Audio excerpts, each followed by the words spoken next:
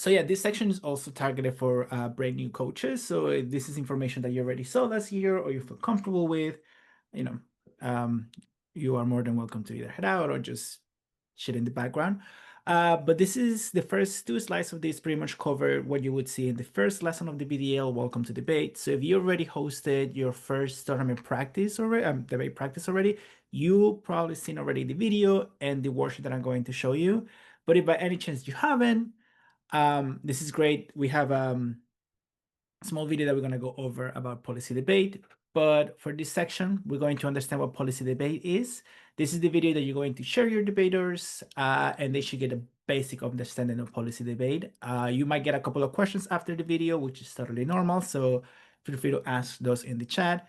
And we're also going to dive in how to prepare debaters for the first tournament. I know a couple of my new coaches are a little bit worried about that department and how to get the students ready, how to navigate the evidence packet. So we're just going to chat about it and hopefully get some common grounds and understanding of what to expect for the first tournaments and the ways that we can support each other. Awesome. So what is policy debate? We're going to watch a super quick video on policy debate, and then we're going to look at the handouts. The handouts are super important for debaters because it has some basic information of policy debate as well as the speech times. So this video, it's in our YouTube page. So you can access this video anytime. It's also on our website. If by any chance you can find it, please let us know and we can share it directly with you. But let me know if there's an audio issue or anything. And if you already saw this video and you're a pro at it, then don't worry about it.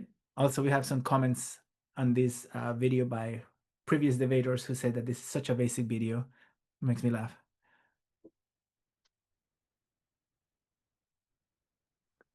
Douglas, just make sure to share your computer audio. There it is. You're good. Oh. Debate. You're good. First, let's start with what is a debate.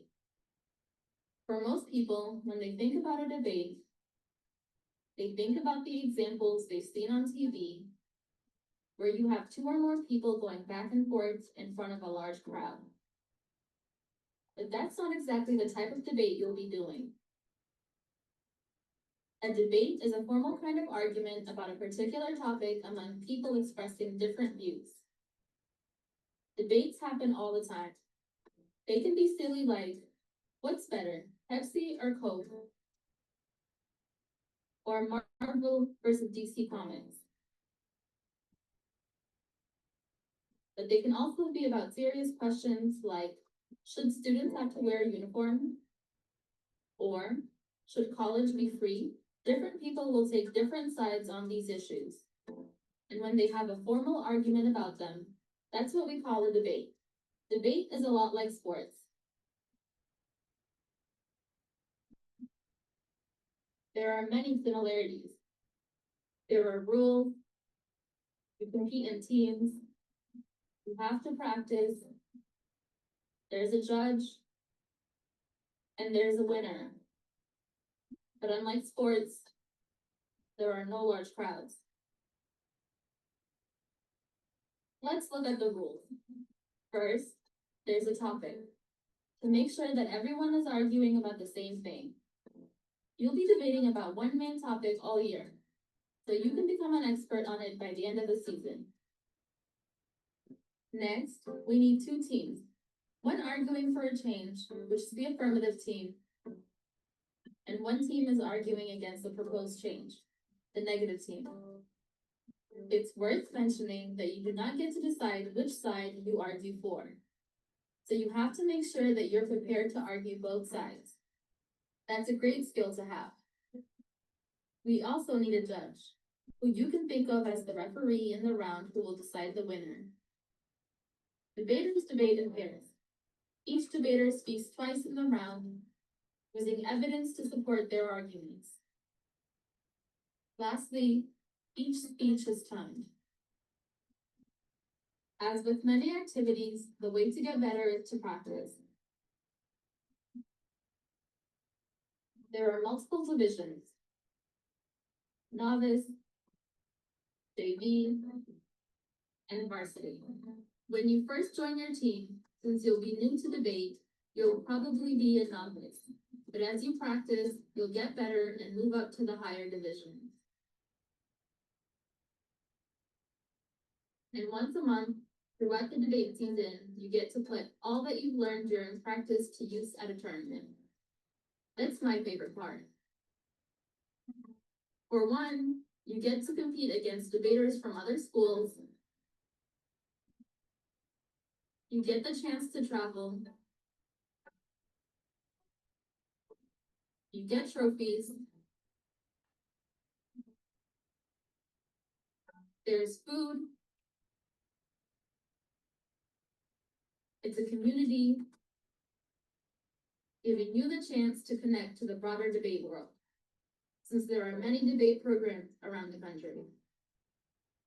What's not to love? There are many types of debate. Our style of debate is policy debate. What's a policy, you ask? A policy is a plan for action followed by an organization, a government, or a group of people. Policies are all around us. If your school has a uniform code, that's a policy. That's a rule intended to influence how the students dress. In our case, we'll only focus on a plan of action that the federal government should take. It's important to remember that the purpose of debate is not about winning or about trophies. This is a community of students who are dedicated to learning about different topics and staying informed. It's also a place where students have a platform to share their stories and highlight the issues they care about. Having joined your debate team, you are now part of the debate community. Welcome.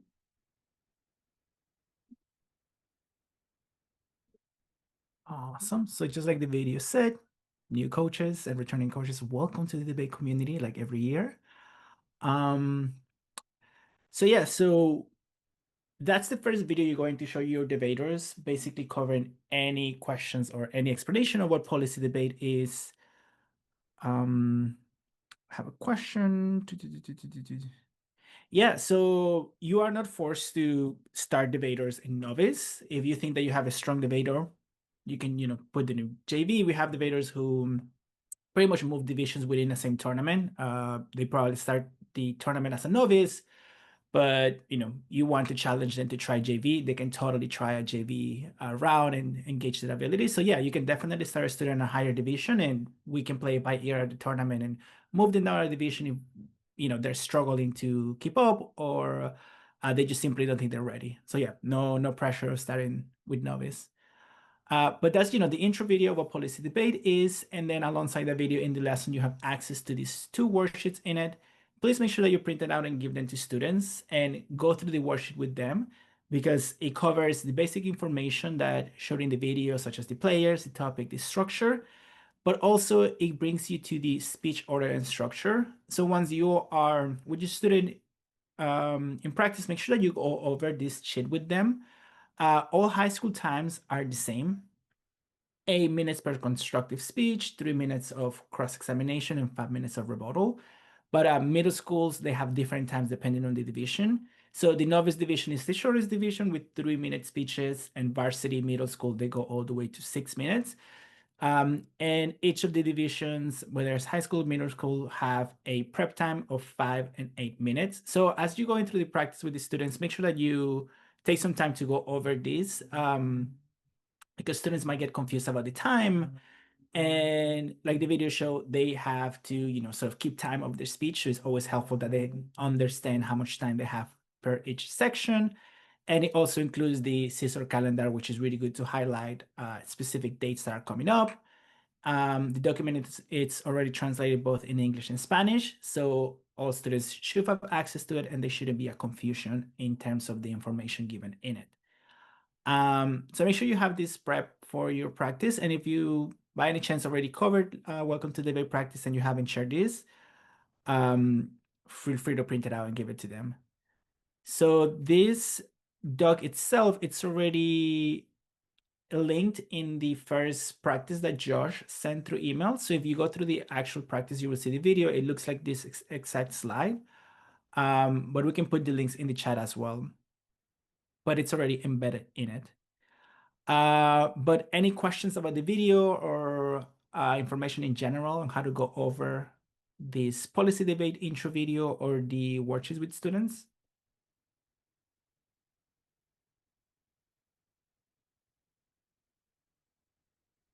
Awesome. If there's any questions, please feel free to put it in the chat. But it's, super basic intro video. That was made by BDL.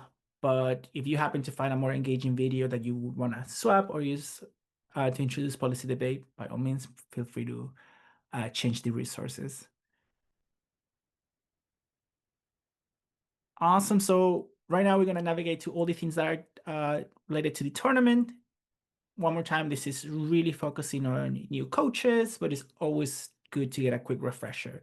So as Roger mentioned, we will be sharing different lessons, and we are going to sort of guide you where we think you should be with lessons with your students. But the first 5 lessons are going to be the most crucial lessons because those lessons help students feel confident to participate in the first debate tournament, take notes during round, understand the size of the debate, and pretty much have a good structure of what arguments should look like. So your first 5 lessons, welcome to debate. What is argumentation? So that one, welcome to debate is pretty much an introduction to the debate team, what it's like to be in a debate team, covering the basic foundation or debating, and sort of get that community started at your team. Then your second lesson is what is argumentation? Josh will be sending that either this week or next week. I'm not sure when that one's going out, but that one just covers your basic structure of an argument, how to use evidence, how to use claim evidence reasoning. So that was a huge lessons for debaters to really have a difference on what it's a comment and an argument and how to utilize evidence properly. Flowing 101, students are sort of navigating the idea of how to properly take notes in a debate round. I remember when I first started debating, and I was just writing everything that the other team would say. And by the time it was my time to ask questions, I had too many, like an insane amount of notes, and I didn't even know how to properly arrange my thinking process. But Flowing 101 gives the students the foundation of how to take notes, how to track arguments.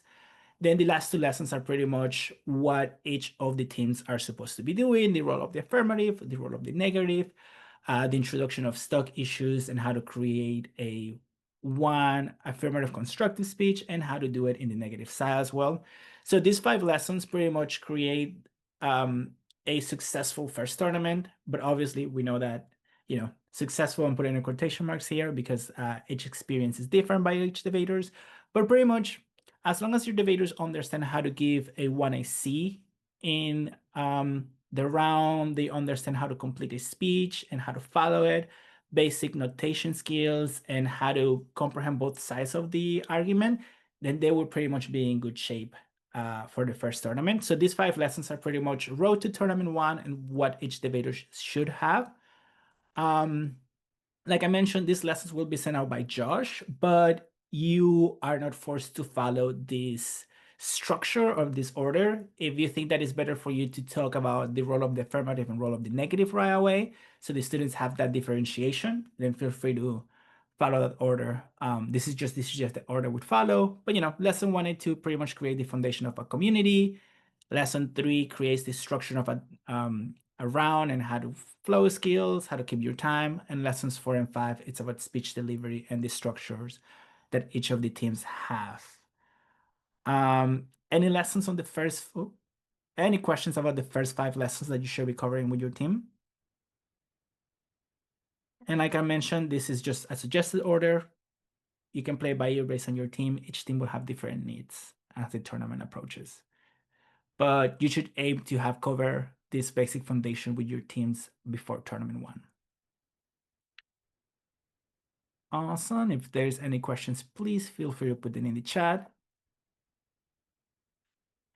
So there's, many aspects of preparing your team, but they will never be ready for the first tournament. So what we recommend is just embracing this aspect of learning by doing. Ask your debaters to practice as much as they can in your debate practices. Whether it's just to read one evidence card or standing in front of the room or sort of taking notes, anything that they can prepare and practice, that will set them up for success at the first tournament. But I will be lying to you if I tell you, oh, cover these 5 lessons and your debaters will be ready to go to tournament 1. That is absolutely not true. All the debaters will have different experiences. You're going to have debaters that are super excited, other debaters who will probably tell you an excuse that they cannot attend the tournament. Each our divisions are designed to make sure that the students in those divisions are ready and prepared. So just make sure that you give them enough time to practice everything in a debate round, whether it's just asking questions at the cross sects or practicing rebuttals. The more practice they have, the better. Focusing on growth and not perfection. I feel like in my experience with some students, they want to be perfect from the get-go, and the idea of not being good in their first debate tournament can sort of break their spirit. But if you approach debate practices with the mindset of like, your first tournament is going to be your test round. Each round at that tournament, pay attention of the feedback that the the judges are giving you, and take the breaks in between each round to chat with the students and see what support they need in between rounds. You will see on day 1, first and second round, the students might not have a lot of confidence in themselves, or they might, feel that they are not as prepared as they should. But then you'll see that on the second day, round 3 and 4, there is a massive change in their confidence level. But just make sure that you're checking in with them before each round. Another great thing is to take some time with the debaters to go in both sides of the arguments, the affirmative and negative, and find arguments that are beneficial or arguments that they feel comfortable running. Because not all arguments in the evidence packet will align with your debaters. Some debaters might be more passionate about certain aspects in the evidence packet, so just make sure that they have a couple of arguments that they can run and feel comfortable during the debate tournament. JV and varsity debaters should have a pretty good understanding on the rules of their division. Each division has different rules, but we're gonna go look at them in a moment. But all the rules for each division will be found on the second page of the evidence document. Any questions in regards of this, how to prepare your students? Just be transparent with them. Your first tournament is gonna be overwhelming. You might be upset, you might be happy, but just navigate that conversation with them. If you can host extra practices before a tournament, that's highly recommended. Make sure that the students feel, have all the things they need, any snacks, any food in the room to get them to practice and stay longer. The more time they have with the evidence packet, the more comfortable they're going to get. And I'm sure that all of us here as adults, when we try a new hobby, it's the same concept. We suck at the first time we try something new, but the more we practice, the better we get and the more confident we get. Any comments, any questions? You can just unmute yourself or put that in the chat. Oh, that should have been at the end. In terms of team culture, before that first tournament, make sure that you chat with your students and let them know that they are not going to win right away. Yes, if they feel comfortable, if they already put enough time in practices, they might be successful and they, win first place in the first tournament. We see it every year. But just be candid with them. You might lose your first debate round, and how to navigate those emotions. A lot of new debaters tend to have a lot of heavy emotions on their first debate round because they just either feel that they didn't do as well as they thought they were going to be, or they get extremely overconfident and they don't do so well on the second round. So just prepare them to be ready to navigate those emotions at a tournament. We have students who tend to shut down, or they get extremely excited, or they just don't want to look at the evidence packet because they feel they did great. So just having those conversations with them before the tournament is always helpful. Celebrate improvements. You will be observing your students in practices, so just make sure that you are highlighting certain things that they're doing, if they are making more eye contact when they're presenting an argument, or if they're asking really good questions in cross-examination. Giving them positive feedback, as you guys know, as educators, will be the best tool to get them to stay with you during the debate season. Pair new debaters with returning debaters. That's going to be the best tool in your arsenal to support novice debaters, especially when you have 5 new debate teams and 3 returning debaters. Use those debaters to create a more strong culture amongst novice debaters and give them this leadership role that they probably will feel prideful of taking and supporting students. And the most important thing is going to be your post-tournament reflection. At the end of each tournament, we send a crafted lesson to look at the ballots, look at the feedback from coaches and judges that were at the round, and students get to chat about their experience on tournament one. It happens after every tournament, but it's a good time to reflect and find areas in which the team needs extra support.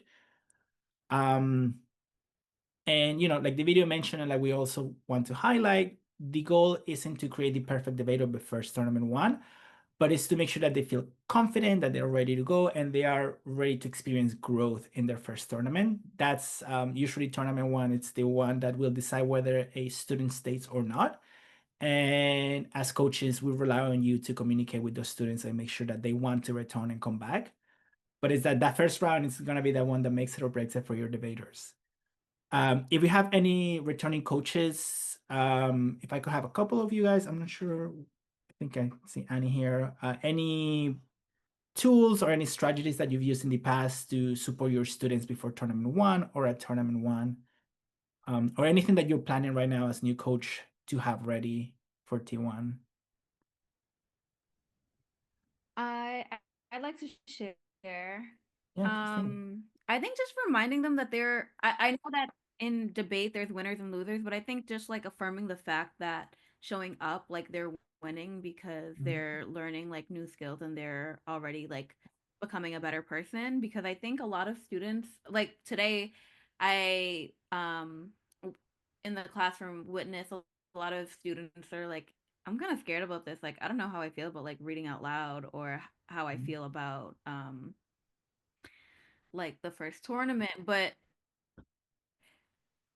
I think reminding them that like it's like a sport and you just have to keep on showing up to practice, and just like affirming like them showing up, because I think it's really difficult to have students show up like after school. And so I think just like praising them or just like acknowledging like their like engagement is like really big. I think when students feel acknowledged and affirmed, they feel like, like maybe I can like listen to myself and like work through like whatever anxieties that I do have. Because I noticed that the students with a lot of energy, like during the class, because I came in like towards the end of their class, I noticed that the students had a lot of energy, but when it came to reading, like they got really shy. So I just think having like pep talks with them like really helps, and just like giving digital attention like before like the group goes a really long way, and just like letting them know that you're their cheerleader um is my Awesome. Thank you, Annie. Yeah, I totally agree. Making sure you're there for your students, supporting them. I know one coach last year had special snacks that she was giving to students after each round. So, there's many strategies that you can implement.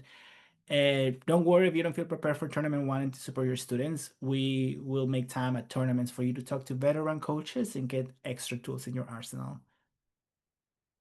I'm looking at time. We have about 5 minutes. I'm gonna sort of flash through the last two slides. This one's super important. We will send you the link. This is already linked into it, but the safety planning code of conduct. Please make sure that you take a time to read the entire document. It's quite lengthy. Let me see if I have it open. So make sure that you read everything that is included in here. This document covers everything from the tools that we have in place in case there's an emergency, communication with the BDL staff, safety emergency issues. It covers, the use of technology in each round. It goes over as well how to ask for accommodation for students in case they have an IEP. Talks about, you know, mandating report, the best practices to monitor your students in each tournament. So it covers pretty much everything that we want to include into a debate tournament, because debate tournaments, we have over 200 students, we have 80 to 90 volunteers that come from districts. So it's really hard to keep tabs on everything. So please, please, please read this document. Ask us any questions that you have. If you see that is missing something into it, please let us know. This document has been evolving every single year, so it's a live document, and we want to consistently update it to make sure that we cover all our bases. So please make sure that you read that document, and if you have any questions, make sure that you ask your program manager about specific things. So, like I mentioned, it has emergency staff, it has the code of conduct, the evidence rules, tech policies. So take some time to read that document because it's going to be super important. And we're going to take some time during tournament 1 as well to go over it. Another important document to read is the evidence rules. These rules exist in every evidence packet on the second page. So make sure that you ask students to read the rules of the evidence packet because the rules change depending on the division.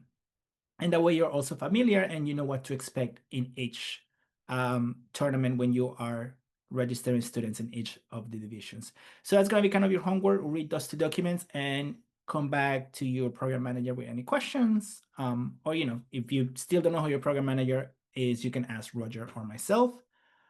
So that's your homework. Read that document. Let's look at a debate tournament structure, and then we can sort of look at this last slide and sort of send you the exit ticket for the day. But this is pretty much what a tournament looks like. This is a 2-day tournament structure following the middle school times. High school tournaments are a little bit longer because they have standard times across each round. Like I mentioned in the speech times, middle school times are a little bit shorter, so make sure that you keep that in mind. So usually the most important thing I want to highlight here is the registration deadline. If you are not there, so every tournament, we're going to send you an info sheet with the registration deadline. If by any chance you are going to be late, please contact your program manager or contact me as the tournament director or Josh as the tournament director and just let us know that you're running late and which students are coming. Because if we don't hear from you, we're just not going to register your students and they're going to miss a debate round. So the registration deadline is super important for you to be present. Besides that, 2-day tournaments, we have 2 rounds on the first tournament and 2 rounds on the second day, as well as the award ceremony. That's the moment in which we highlight students, we hype them up, they get the awards. So it's a super important moment for debaters to build community. Any questions in terms of the structure of a debate tournament? This information is in every single document we send you before a tournament. So you'll see it a bunch of times before a tournament as well.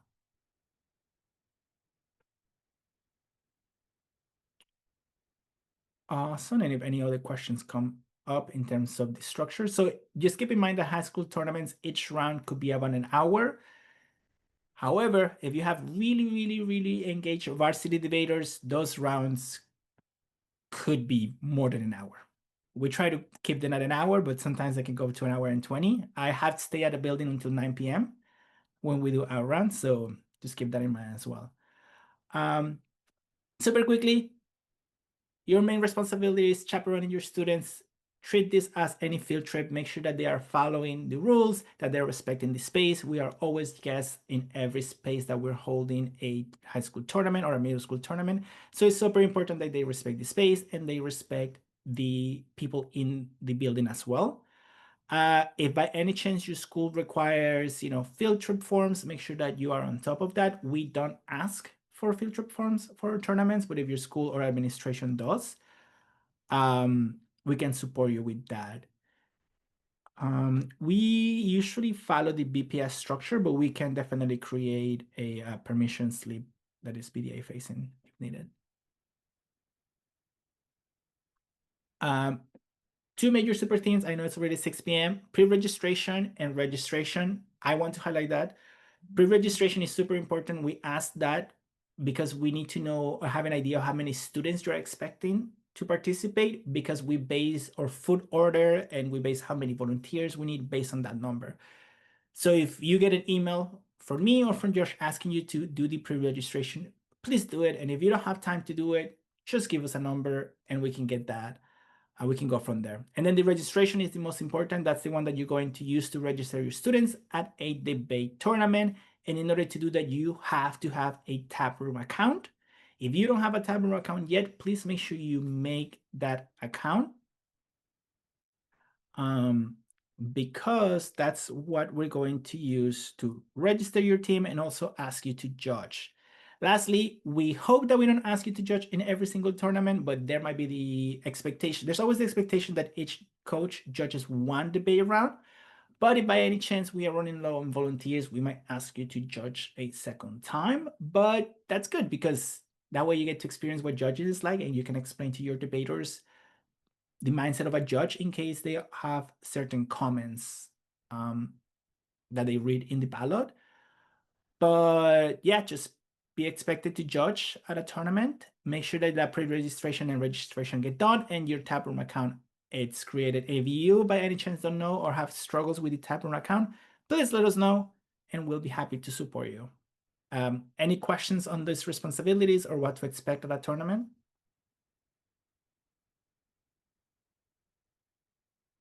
Okay, awesome. Because of time, I'm just gonna drop in the exit ticket on the chat. Your feedback is always super important to us, so please make sure that you complete this exit ticket and we can go back to them and make sure that when we do this crash course again, we can improve it.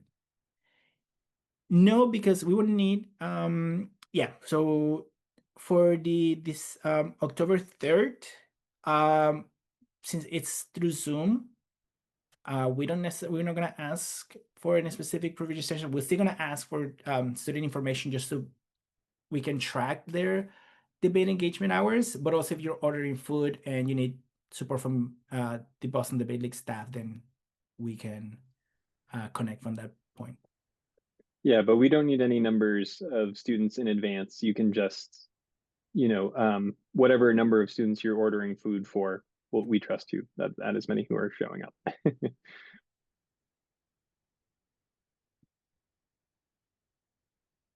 Awesome. It's because of time, I would love to run from these questions, but I want to make sure that we are also respecting the time that we said we are going to finish. So please make sure that you complete the exit ticket. And if you have any questions about anything that we cover today, do not hesitate on reaching out to us. That's literally what we're here for, to support you guys and making sure that your debate teams are ready to rock and roll for the season. Yes, thank you everyone for coming. I'm going to stop the recording now.